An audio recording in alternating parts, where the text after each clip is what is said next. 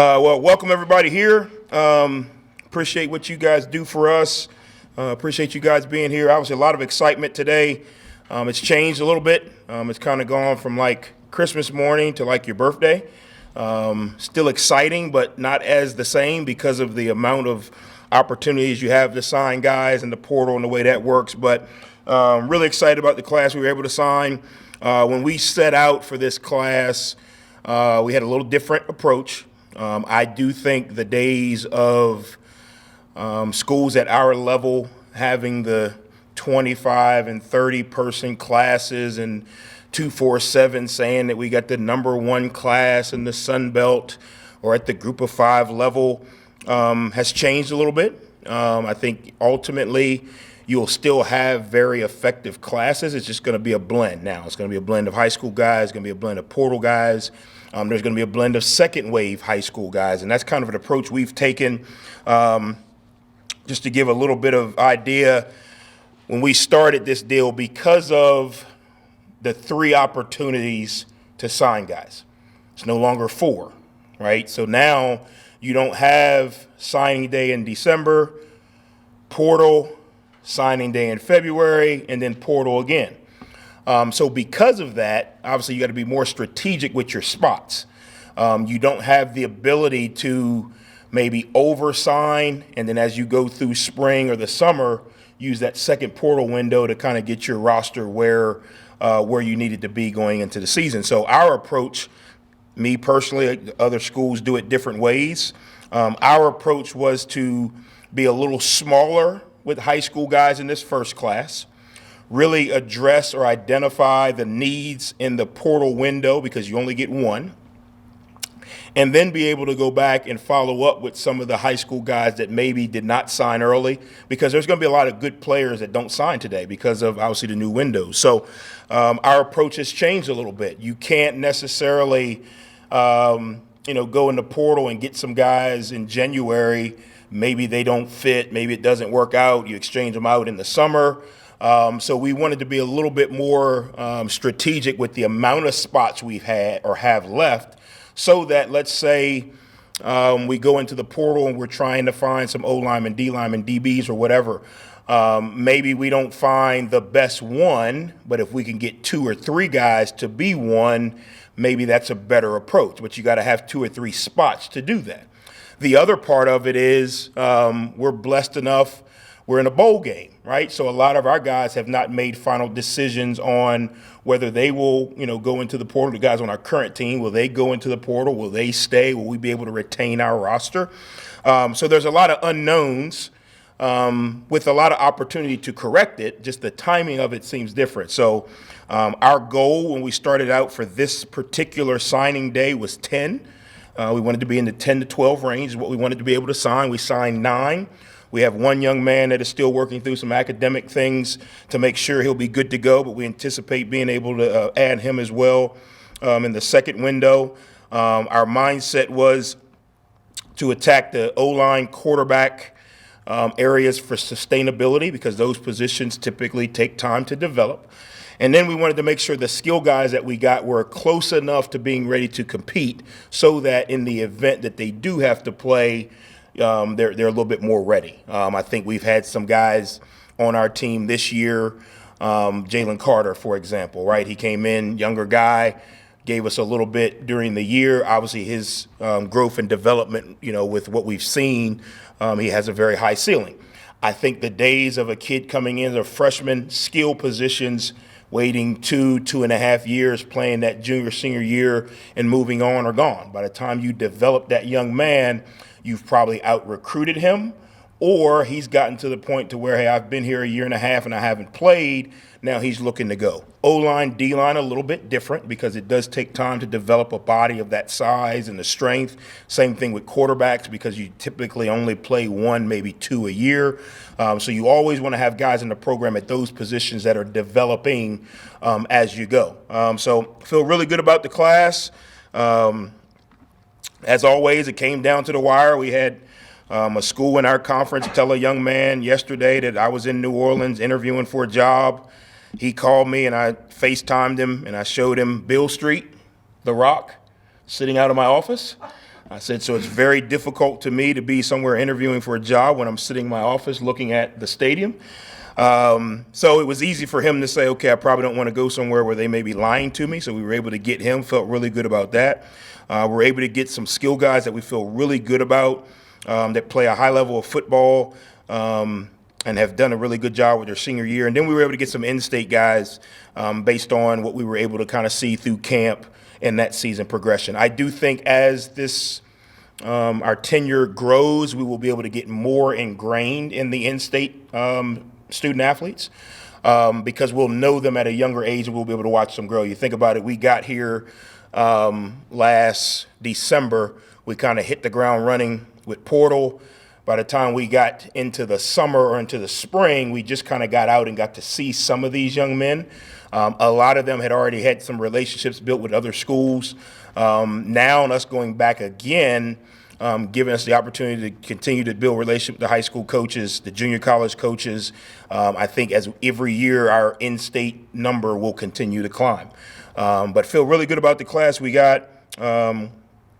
Obviously, it's a work in progress. Again, this just gives us the opportunity to be prepared for when the portal window opens. We've already evaluated and have a good list of high school guys that did not sign to be able to add some in February if the spots are available or if the spots make sense. Someone asked me the other day, what does that mean? Well, instead of going to the portal and just getting a guy, if he doesn't necessarily fit or we're definitely not sure about, what position or what level he may enter, we may take a really good high school guy that was left over or didn't sign in December and place him into a spot. Maybe some of the guys on the team that we don't know decide to stay. Okay, now we don't need to fill that spot with an older guy. We can take that spot and use a high school guy. So it's a work in progress, but feel really good about it.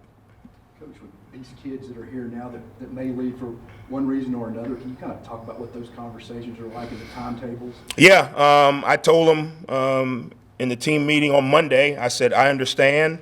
I'm not the coach that says, hey, you're making a bad decision, don't do this, you should stay here, any of that.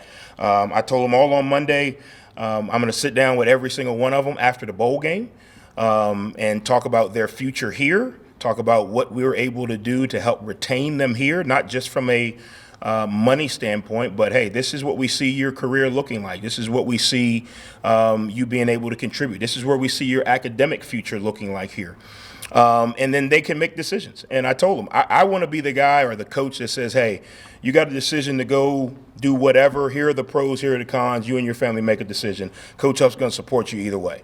To me, when you do that, you eliminate a little bit of well, I don't want coach to think I don't want to be here. We got some young men that say, coach, I'm probably going to at least experience it or at least, see what's out there. I told them, awesome. If you see what's out there, if it's something where we can kind of come close, not necessarily from a money standpoint, but from what you're looking for, hey, more playing time, position change. When I say position change, maybe Mike DeWill, maybe defensive end to defensive tackle or vice versa, corner to safety or, what it may be. If that's something that we can provide for you that's going to make the difference, obviously we'd love to have you. If you think it's better for you to go across the street or across the country for better opportunity, I'm not going to be the coach that, browbeats guys for making decisions that we think is best for them. But I do think as their coach, somebody's got to give them real information, right? They have agents who if I told you some of the agent stories that are out there, and there are some that out there do a really good job of helping their kids make the best decision, and some obviously don't have the experience. But I tell them it's not about me. If you leave today, they'll find another player. If you happen to tear your ACL, we'll find another way to fill that void. But I don't want these guys afraid or apprehensive about talking about it if it's something that they are interested in. So we told them after the bowl game, I'm going to meet with every single one of them. I told them, hey, if something pressing comes up before then and you got to kind of make some decisions, like we got a lot of guys who, do I enroll in the NFL or do I become eligible for the draft or do I come back? Some of those decisions may have to be made before the bowl game as far as, okay, what do I do with my life after the bowl game? So I try to be as open and honest and transparent with them as possible. I think it helps alleviate some anxiety, and it's been received pretty well so far. obviously one of the biggest successes this year was those transfers you got. Not even necessarily from Marshall, just because you knew those players, but the players that you hit in the portal, the Pittmans, the Montgomerys, the Mauys, that ended up being really big for you guys. What do you look for specifically for those players? Yeah, I think you got to have, and we have a kind of a set parameter of what we're looking for. It typically starts with, if you're looking for money, this is probably not the place for you, just to be honest. I mean, regardless of what level we on, and I think our administration does a good job of giving us resources to be competitive. But if your decision is solely going to be based on money, then you're not going to fit here, because even after we pay you, you're still going to have to be disciplined, be on time, be held accountable, and do the hard work. So we look for guys that fit our culture, right? Guys that are tough, guys that don't mind being coached hard, guys that love the game of football, whether I'm getting $1 or $0. Chris Jones loves the game of football. Doesn't matter to him if he's getting money or not. He loves the game of football.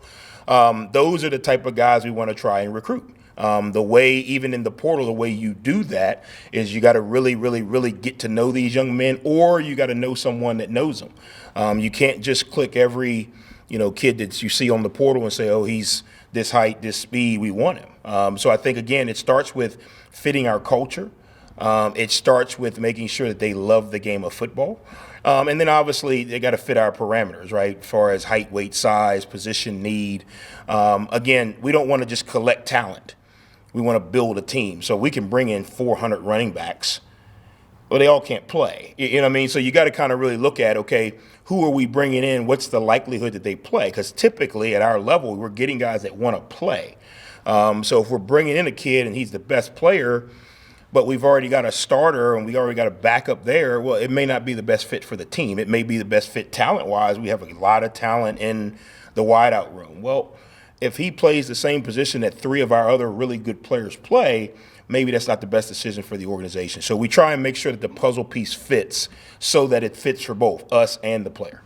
Follow up on that is, you have a single window this season. How different is it, obviously, not having, a chance to get even new players after the spring practice session? Yeah, it's going to be very different, because you got to be right. You got to be right, and you got to make sure that as aggressive as you are, with 2 windows, you're almost double aggressive with 1, because if you come up short, you're short. If you come up wrong, you're wrong. So we could bring in a player that, hey, we think fits from a physical standpoint, but if he doesn't fit from a culture standpoint, you're stuck. And vice versa. If we eval a player and we think he's going to be a contributor, and he, for whatever reason, it doesn't work out, well, we're short. So you got to be really intentional with 1 window, because you don't have a chance to clean it up. The other thing that you have to do, you got to be really, really, really intentional about your roster, because if a young man's on your team now and you think he's going to develop and he doesn't, well, again, you're stuck.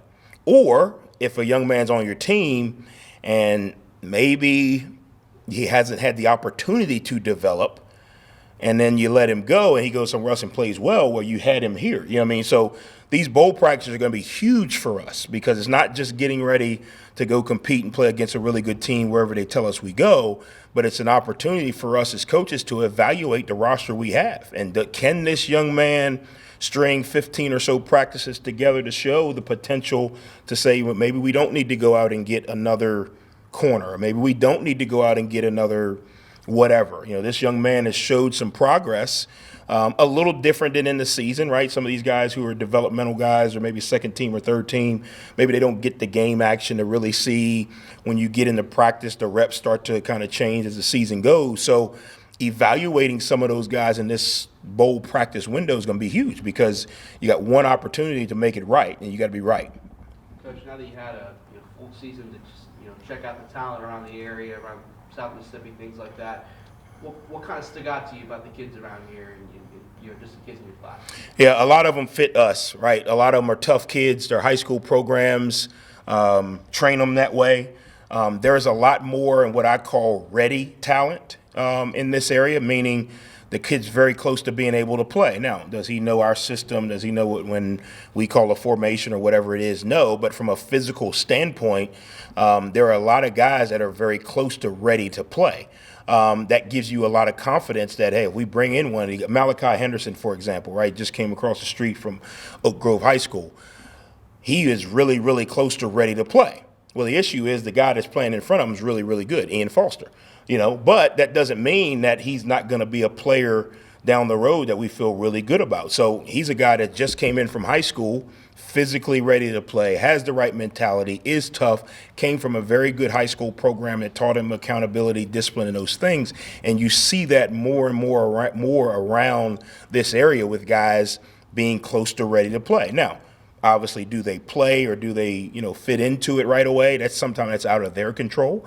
But you feel really good about having those guys on your roster developing, and those are the guys you want to make sure you keep around, however that is.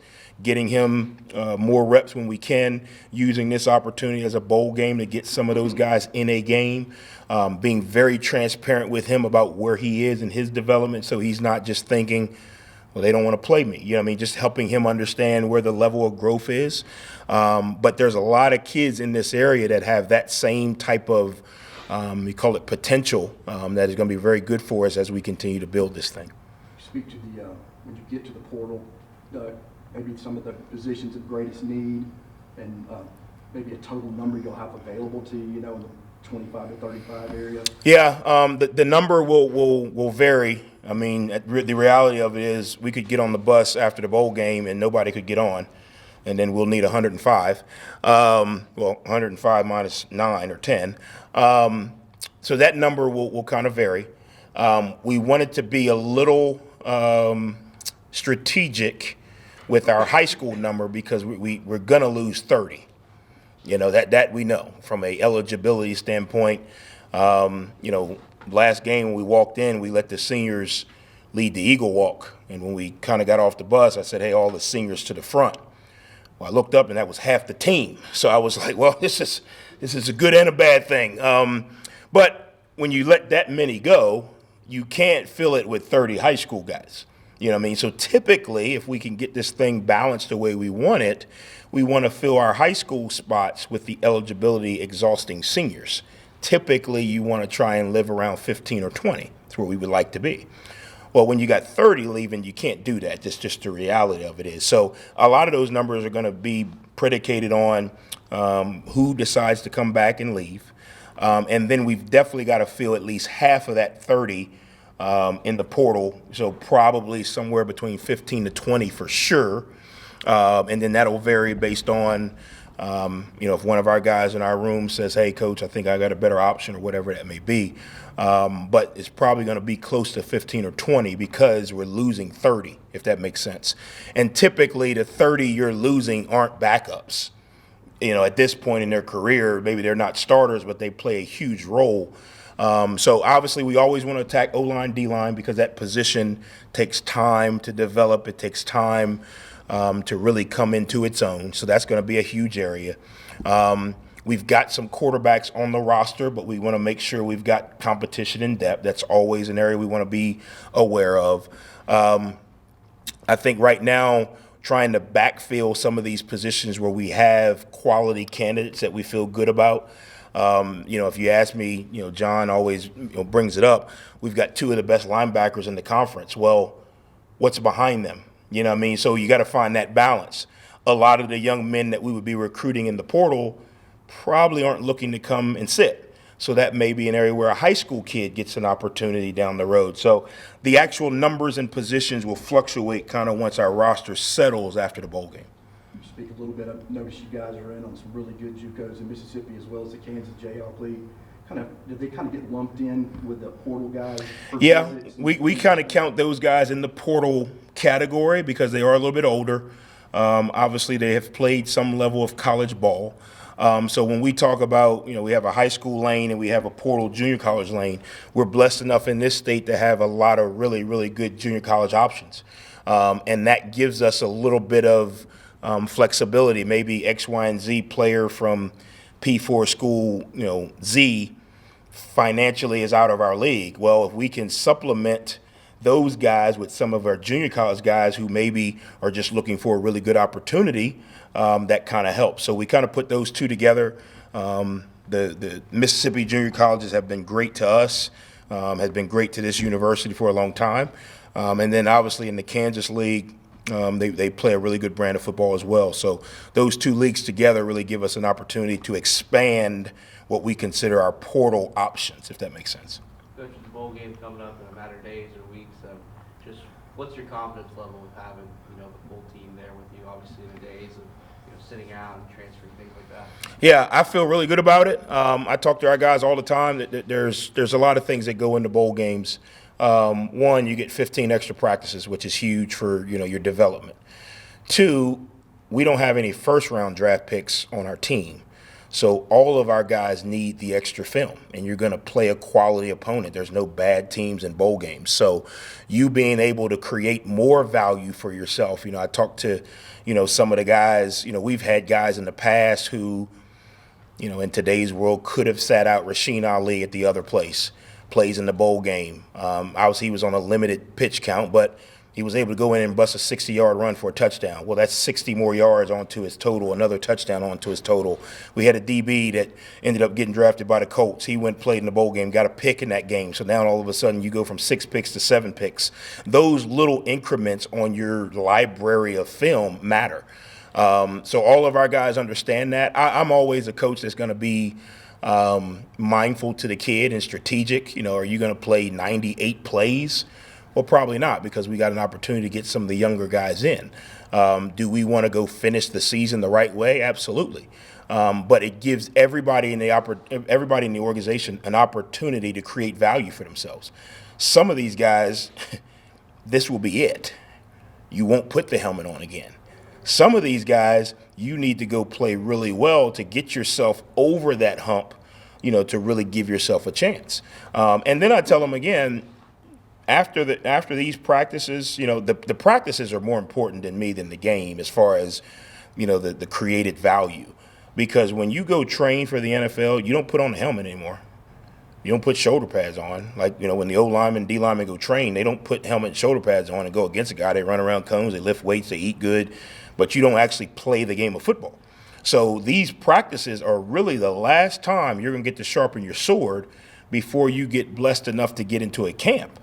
So you got to take these things with a lot of preciousness, if that makes sense, to understand, man, I got to go out here and I got to go from the physical part of football and play really well, because the next time I'm going to do this, I'm probably going to be wearing an NFL logo, So understanding, and when you really explain it to the kids, all the other things that don't matter about why you should or shouldn't play in a bowl game kind of go out the window.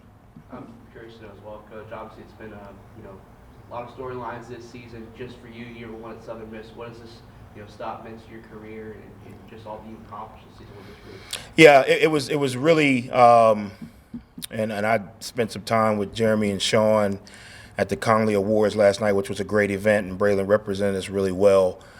It was really refreshing to be around a group of administrators, a community, a fan base, a team, a staff that was all in.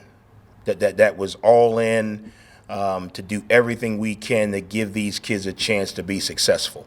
It was really good to be supported. It was really good to feel like, hey, because we didn't convert on third down doesn't mean that people are going to lose their jobs. Now, again, we put a lot of pressure on ourselves, but the understanding of what we're building, the understanding of the work that was put in was refreshing. And for me, it was probably the first time in a long while where the support matched the expectation. The support and the message and the backing matched where we were working toward going. And I think that's just the start of it. I still am the most disappointed human in Hattiesburg over how the season ended. But I have to also understand and take a step back. Where we started to where we are, we've made huge strides. And you can't lose sight of progress in the hunt for where you want to be or the goal. That does not, again, I've said it before, that does not excuse or that does not make what happened or has happened okay, but you still have to, you got to have some measuring marks as you go. And if we can where we end, bowl game, wherever location, go play extremely well. If we can start at 8 going into next year, I think everybody involved will be a lot more excited, a lot more focused on getting over the hump or closing the gap on where we want to go. And I think that starts with our administration, that starts with our fan base, that starts with our alumni, that starts with all the people that before I got here had to endure kind of tilling the field, and if you put it in that, tilling the field, tilling the field, tilling the field, tilling the field, and then all of a sudden you start to see the crop grow. And then all of a sudden you start to see if we can water it a little bit more, it grows a little bit more. And then all of a sudden now we're taking that crop out of the ground and we're taking it to produce, and that's where we got to get to. We got to get it growing, got to cultivate it. We got to take the next step and get it out of the ground and be able to market it for the return on the investment that we've put in. Coach, to NIL, obviously, you have good resources, but they're limited. You want to be judicious with it. Do y'all have some sort of system to maybe establish market value for kids you're looking at so you don't overpay? Yeah, I think we've done a really good job with that. I'm old school, man. I'm not just gonna throw a number at a kid because another school throws a number at a kid. We've got some matrix or some metrics by position, by need, by experience level that we kind of use to kind of set some numbers. A lot of it starts with, immediate need, but we're not, all our conversations start with, I'm Coach Huff. If you are looking to come here for money, this is going to be a very short conversation.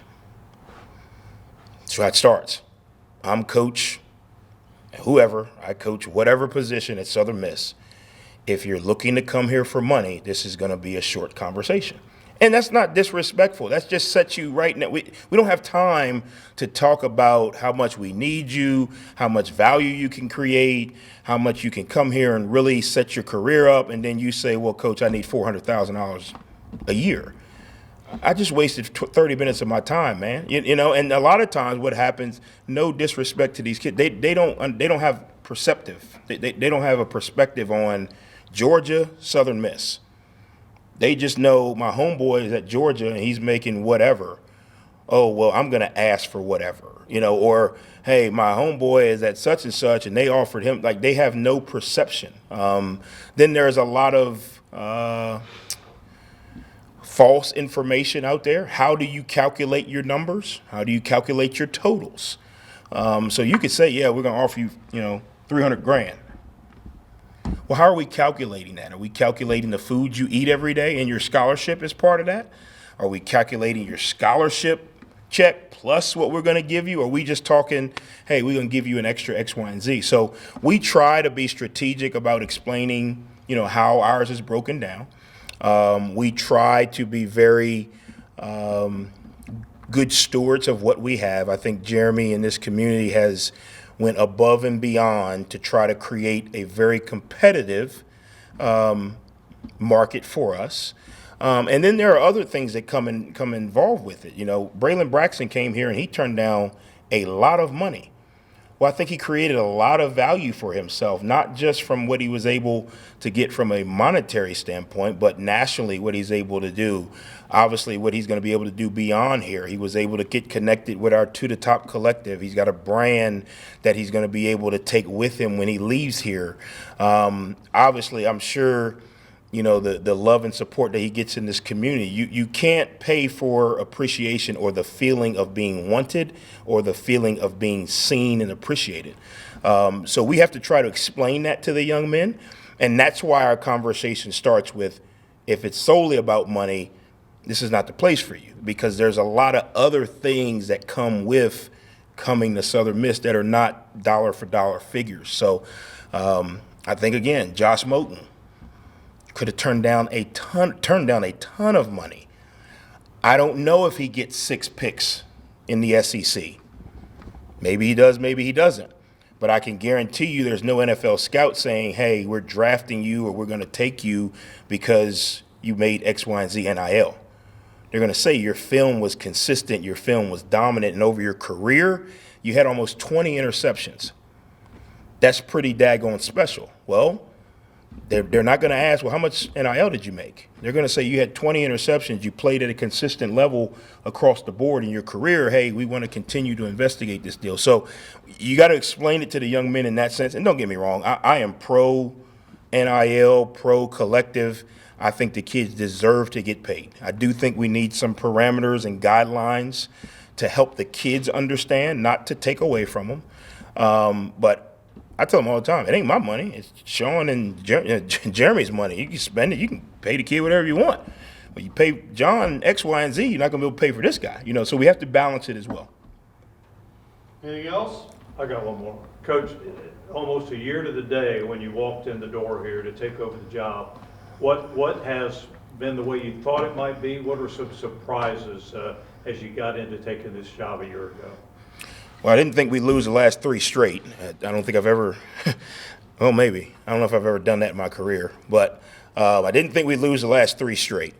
So that was probably a surprise. Some of the positives, the fan base ability to recalibrate into what we know it could be. When you go through such a period of, man, this is tough. To get everybody back supporting as fast as we were able to do was a pleasant surprise. To get the rock packed as fast as we were able to do it, pleasant surprise. For our community and administration to get that zeal back in their eye fast. We live in a world of, all right, well, maybe next year, or I don't know if this is real, or we got to wait. As soon as we got here, fans immediately jumped in. Supporters immediately jumped in. That just shows that the passion runs thick through this community and through this area. I would say that from a pleasant surprise, the ability to nationally grab some of these recruits' attention fast. In theory, we're still the 11-1 program and everybody goes into their house recruiting. Why would you want to go there? But for us to flip it and get their attention so fast, to be able to recruit some of these young men that we were able to recruit, to be able to retain some of these young men was a pleasant surprise. And then finally, I think just the overall perspective of our fans and our supporters, right? Nobody is excited about the way it finished, but everyone has a lot of hope that the train is back on the tracks. We got to get some lug nuts fixed and some things to kind of get it chugging the way it needs to chug. But I think everyone, take your goggles off, can be appreciative that Southern Miss football is back. It's not the same old days. And that doesn't mean we win every game by 50, but you can purchase a ticket, you can hang your flag out in front of your house with pride now, knowing that the boys that go on the field, the coaches that coach these guys are going to be doing it with class, integrity, discipline, toughness. They're going to play their tail off. We're down 100 points to South Al, and we're still balling. Scored more points in the fourth quarter than we scored in any game. That just shows that the kids are fighting for this university. They're fighting for what we want our brand and our identity to be, which I think this community can be proud of. Coach, thank you. So thanks, guys. Guess the next time we see you guys may be Monday. Monday or Tuesday? Yeah, Monday or Tuesday. A bowl announcement comes out Sunday, and we'll kind of give you an overview of what that looks like from a travel standpoint and how many days we're here, when we travel, and give you kind of an overview of that. It's been a while since we've had one of those meetings, so I'll make sure that you guys are fully involved and engaged in where you need to be. Again, this is not a Coach Huff bowl game. This is a Southern Miss community, university, football team, fans, everybody. This is a celebration for us to go celebrate together. So with that, Southern Miss. Good job.